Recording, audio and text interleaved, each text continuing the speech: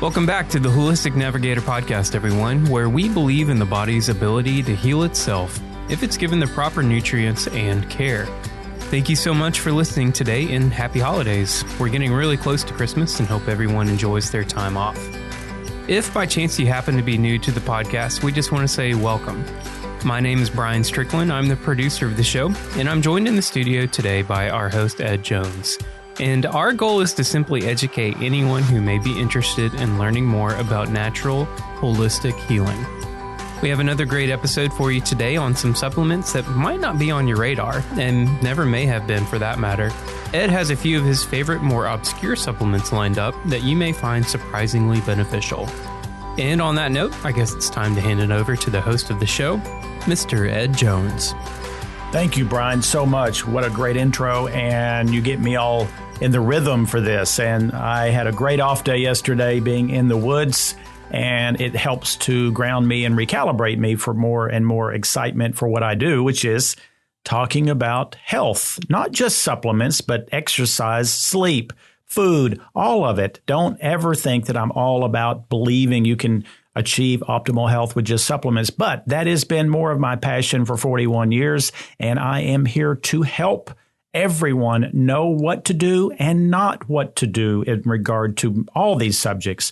But the complexity of supplement industry is quite the challenge because there's so many things that are advertised to be, the greatest since sliced bread. Is going to make you live longer, look better, feel better, turn the hands of the clock back. And half of it's BS. It just is. But I can tell you, because we have science now that can back up a lot of the claims, I have the best BS detector that anyone has ever had in this industry. I can pick out a charlatan kind of ad or a product in 10 seconds. So I'm here to weed through it for everyone. And so today we're going to talk about the 3 nutritional supplements that you probably have never heard of, but I can tell you, you need to know about these if you're interested in optimal health.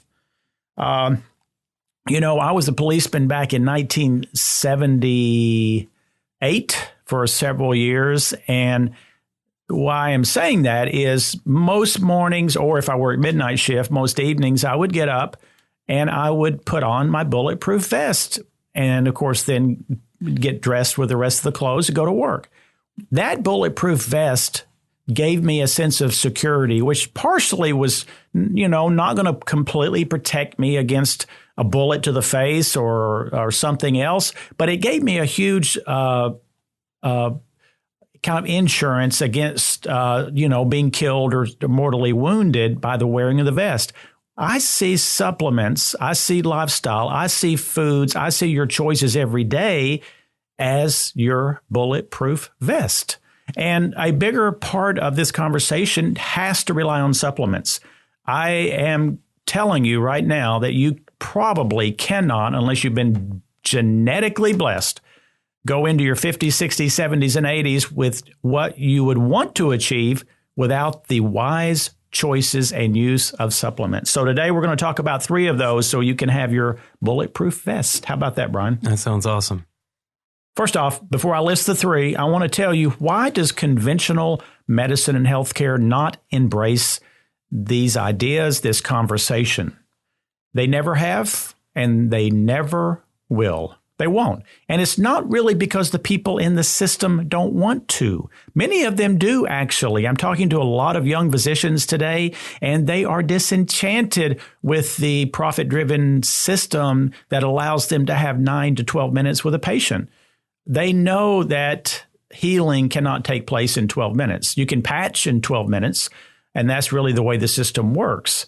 But there are 2 good reasons why this is not going to change, and why you, as a consumer, must be your own best advocate in order to put together this toolbox. One is that only patented remedies and medicines are placed in the toolbox of conventional practitioners. There's reasons for that. To have a rep come in, bring lunch, do all the things that go with training an ongoing physician, it requires a lot of profit because of the expenses. You're not going to get that profit if you're selling hawthorn berry for heart rhythm or, CoQ10 or anything else, because this industry does not have the margins and things that would allow that to happen. So the doc is not actually seeing anyone who's educating them on natural options.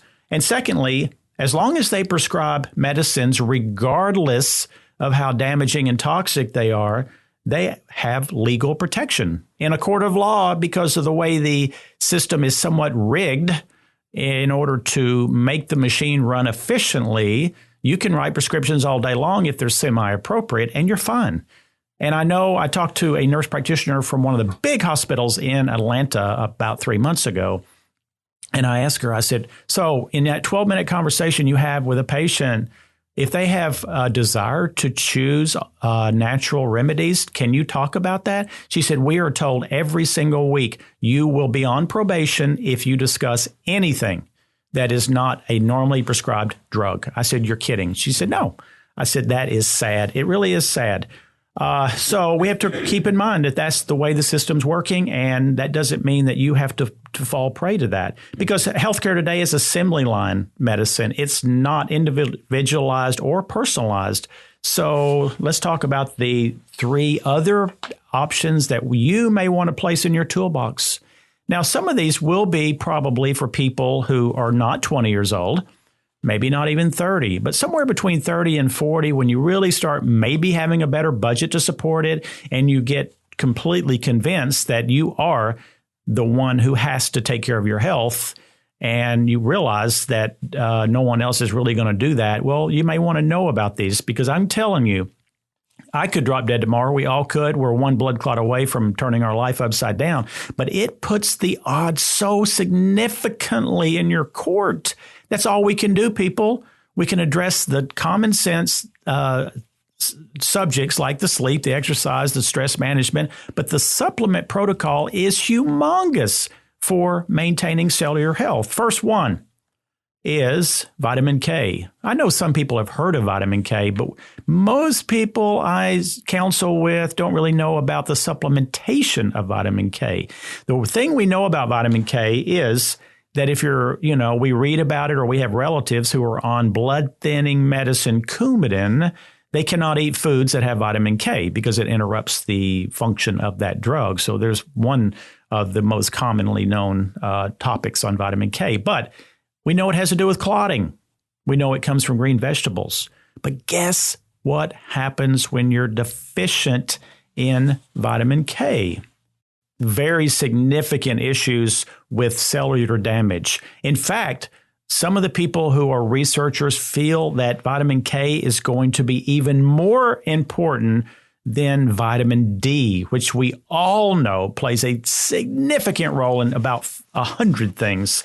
It's been under the radar. And Dr. Cees Vermeer, the world's top researcher, says in his studies with patients, almost everyone is deficient in vitamin K. And so what happens when you're deficient in K? First off, arterial calcification. What does that mean? Well, we know that our arteries are what supply the blood flow.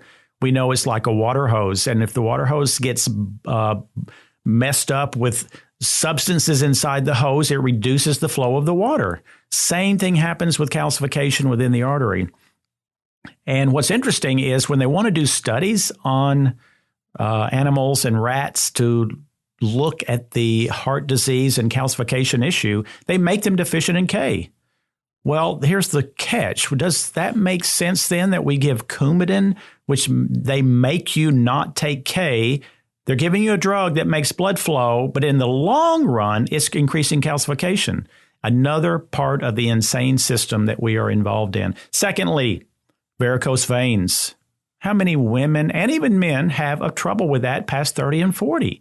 K can help significantly. The huge one is osteoporosis. You cannot have adequate bone mass and or strength without adequate vitamin K.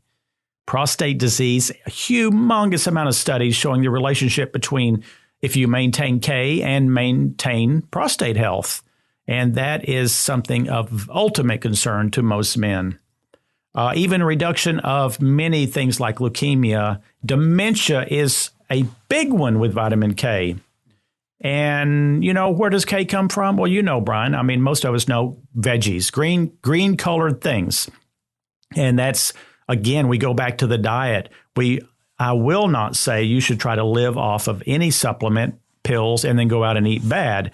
However, if you eat kale, spinach, broccoli, Brussels sprouts, and a foreign food called natto, you probably will get enough K if you do that every single day, twice a day. I don't know many who do that.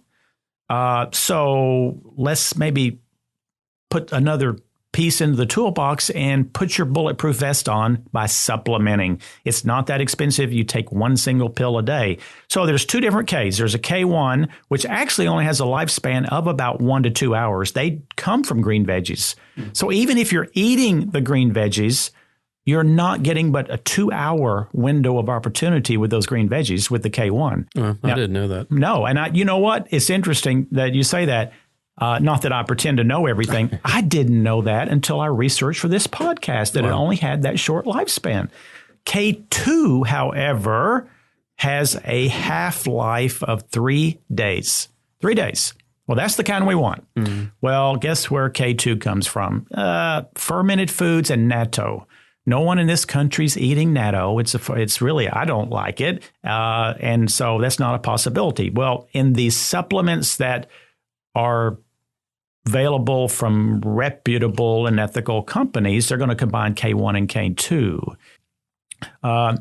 In a 2004 study named Rotterdam study, they looked at a good number of individuals and came to the conclusion that if their K2 was what they called optimal, they actually looked at living 7 years longer. That was from one single nutrient level that they checked.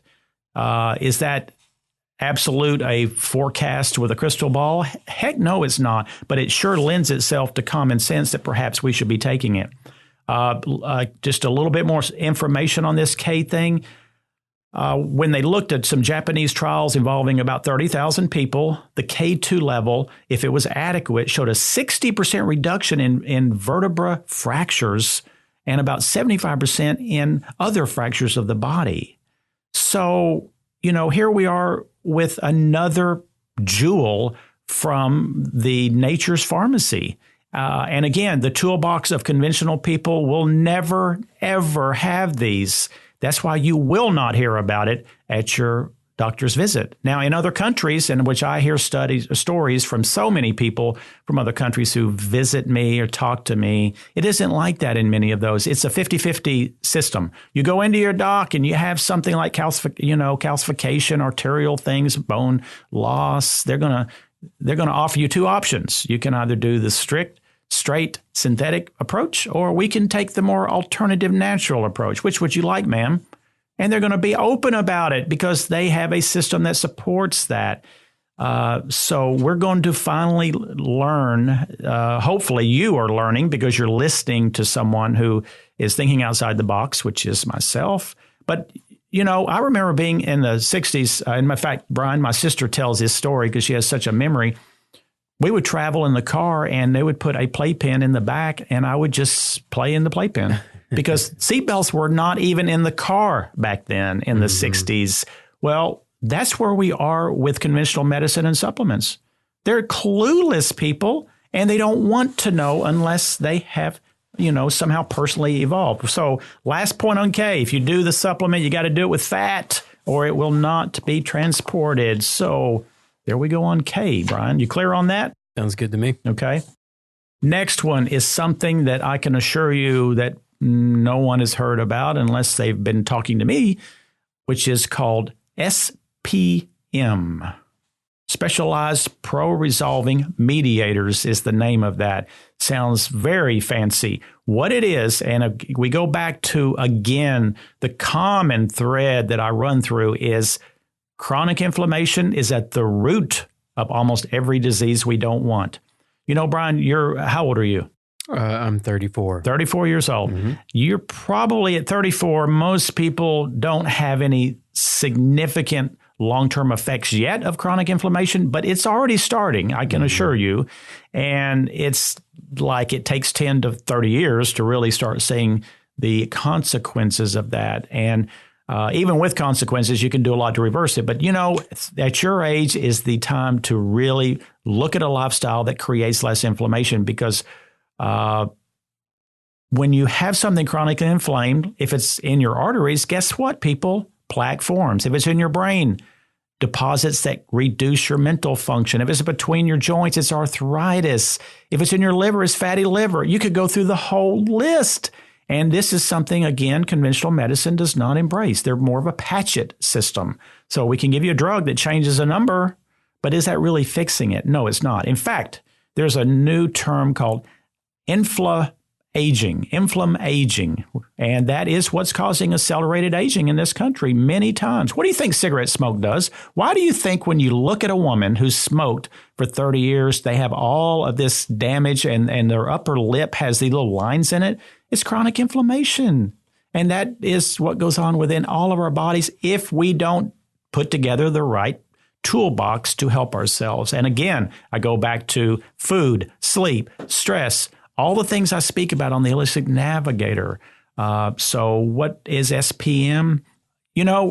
Inflammation, when it's acute, like you just, a few years ago, Brian, I know you know this, I fell on a dip bar that I was doing at the gym, and it was a freak accident. And I fell all the way to the floor because the dip bar broke, and I trapped both of my thumbs and dislocated them under the metal of the dip bar. Well, you're talking about acute inflammation. I had never had such an injury. I couldn't button my shirt or zip my pants for almost a month. And what I did with that is I, first off, did not take pain medication, because when it heals under pain medication, it heals weaker people. Now, if you can't sleep at night, use common sense, but doing it ongoing, thinking it's improving the long-term effects, it's not. It's doing the opposite. Well, what happens in some of these cases is that on switch of inflammation basically gets stuck on.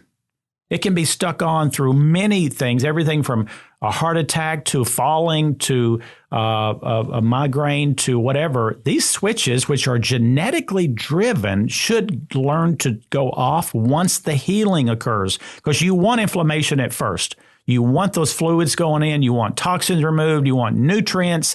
And so there's nothing wrong with it getting bigger and being fluid filled and feeling hot. That's what the body's wisdom is. But the problem is when it gets stuck. SPMs have an effect, which are a natural product of resolution of the inflammation that is basically stuck. And it is something that we have a whole host of remedies for inflammation, but SPMs do something that nothing else seems to do for these on switches. In fact, I had a client about a year ago, and she came to see me. I was not a regular client, and she had chronic inflammation to a point of being disabled in her body, of basically barely moving, not being able to function. And she had pursued traditional medicine. There wasn't anything left for them to do, no surgeries, nothing else. And of course, the pain meds were killing her stomach, and they were dangerous to her. And she was going to Italy, or hoped to, in 3 to 4 months from the moment she talked to me. And I was explaining to her, what level do you want to really get into this? She said, I don't care what it costs and what I have to do, I will do it. Well, I put her on SPMs at 6 capsules per day. And it takes about 4 weeks for these switches to slowly start going back off. Well, she came back in after about 5 months and said she had the most marvelous trip to Italy. Her pain is 70% reduced. So it has a place that I don't see curcumin having. I don't see omega-3s having, because of the biochemistry of SPMs. So if you have that kind of pain, chronic, and you want to experiment, I would not do it in place of omega-3 or curcumin, or maybe a couple things. But if you've not found resolution of pain in any other way, try SPMs and give it some time. Totally safe. I don't take them all the time. I'm fortunate I don't have chronic pain that much. But I did a couple years ago when I did the thumb thing, I took SPMs and I know that it had a positive effects on my outcome. Now, the last one is something that I'm probably the most excited about, and it has to do with a product called PQQ. You've heard of that, haven't you, Brian? I have. Are you going to tell us what it stands for? Paralloquinolone quinone. Don't laugh now. I know that wasn't exact. I was sitting here looking on my phone to see if you got it right. I was 85% right. So I've actually never pronounced it because we all just say PQQ. Yeah. But you know what, Brian, and most people don't know this. I mean, I've been around living 63 years. This is the first nutrient that has been discovered in my lifetime. Huh. All the rest were discovered before I was born. Now, they weren't researched or other things, but they actually had a name. PQQ was discovered, I don't know, maybe something like 20 years ago. And it is under the radar screen of everyone, and it should not be because, and I know you know this, that I constantly go back to the key to us living the most resilient, robustful, disease-free life focuses on the mitochondria of the cell. If we could maintain the mitochondria, which is the energy production part of our cells, that means that it takes ATP, it produces all of the stuff that makes you run. It's really like the cylinder in an engine. And I'll tell you a personal story. You know, if you see my podcast photo, you see me next to an airplane. I love aviation, and I fly as much as I can, which is not that much due to work, but I love it, love it, love it. We put the plane in, the Piper plane in for what's called an annual. Well, that annual looks at everything. I wish we could have a healthcare system that was like an annual and that was safe. And they found that one of the cylinders was not producing power. It had lost compression. Well, that is what happens with the mitochondrial dysfunction. The more cylinders you lose, the less horsepower you're going to have. Now, one cylinder out of 8 is not super significant, but I can tell you one thing. Since they fixed it, it is a world of difference that you don't notice until it's fixed. So PQQ is going to address mitochondrial function. And every part of your health future is based at a cellular level and a mitochondrial level. So why would it not be important to at least know these things? Some of the other things that damage mitochondria, of course, is excess carbs, not enough omega-3s, not enough sleep, not stress management. All of these things do. So it's not that this is going to be the magic bullet, but it is a bullet that we have never had before because it's going to protect and regenerate. Not only protect, but if you have some damaged mitochondria, it's going to help regenerate that. What is that going to mean for you?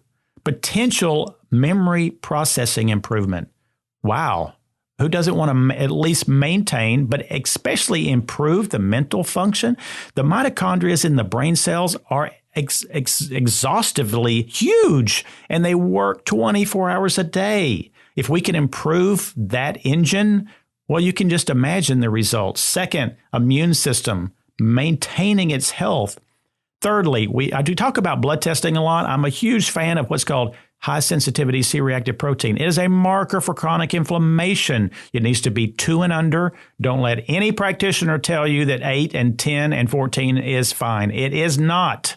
And so we want CRP that's extremely low, 2 and under. Well, guess what? PQQ lowers the C-reactive protein.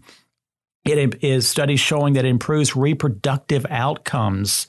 And in fact, today we have so many people struggling with fertility and being able to carry a baby and all the things that come with that. Of course, we have a country with a lowered sperm count, and that's due to a lot of the xenoestrogens and everything else. And I want to put a plug in for a Facebook group, Earth Conscious Mama. Katie Coleman has that, and that's where she discusses for more women than men, but it's about the toxic environment that we live in. And she's giving alternatives in a simple common sense method to start replacing some of these terrible toxins like Febreze, shampoos, toothpaste, deodorant. And she's giving you these tips. So if you go to Facebook, just type in Earth Conscious Mama and sign up. PQQ also reduces non-alcoholic fatty liver, which is epidemic today. Part of that is the excessive carbs and lack of omega-3, but part of it we don't know. So who knows? PQQ could shift that into another direction. It does put the aging process partially into reverse gear. I love that. My gosh, maintaining and helping us stay healthy is one thing, but maybe turning the hands of the clock back slightly, that is phenomenal. Improves sleep. And I'll be honest with you, Brian, I take 72 approximately pills a day, and they're very wisely chosen. This is not random. And I have not been doing PQQ for probably 2 years. And me researching this, I will be back on it as of lunch today, let me tell you, because sleep is still one of my biggest issues. I go through really good times and really poor times, but at least I have my toolbox of my remedies which save my life. And if you have sleep issues, go back on one of our earlier podcasts and listen to mine on insomnia. It's what saved my life. It does shield the brain cells from damage, and one of those is with traumatic brain injuries. And I know we have a podcast coming with a physician on traumatic brain injuries, but here's the deal, people. If you take every single day many of these nutritional supplements, you are with that bulletproof vest armoring yourself in case something happens. When they did PQQ and preloaded it and then subjected animals to traumatic brain injury, it was such a valuable component in not only preventing the damage, but if there was damage, accelerating the healing of it. Can you imagine how much more effective it is to already have that in your body than waiting till after you've fallen, had a concussion, maybe had a stroke if you're older? This is how you recover to 100% or even at best, maybe just 97% by already preloading. So it makes total sense, people. And what you need is 10 to 20 milligrams daily. That's just one little pill. Now, you can get it, PQQ, from foods. Again, natto, which we talked about, most Americans will not eat, parsley, green pepper, spinach, kale, green tea. All of those are foods that can give you some of that. So today, I want to kind of hash all of this. We've got the PQQ. Feel like if you're 35 or maybe 40 years old and over, you have a budget to support it, add PQQ to your list of supplements. Secondly is we're talking about the SPMs, only for people who have really chronic pain that they can't control of because it's not the most expensive product, and you do have to take a significant amount the first few weeks. And that's another point I want to make on the bottle. It may say take one pill. That will not work, people. Listen to my experience. You will need 4 to 6 for the first 3 to 4 weeks. Then you can start dropping. But it will take the high dose to make those off switches come back into the way it should be. And lastly, the vitamin K.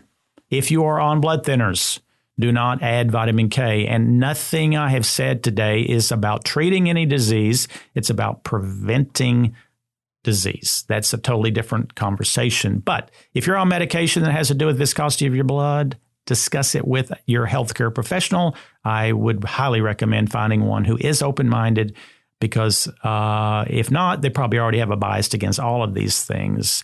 And again, that goes back to the system that we have that's not training them to be open-minded.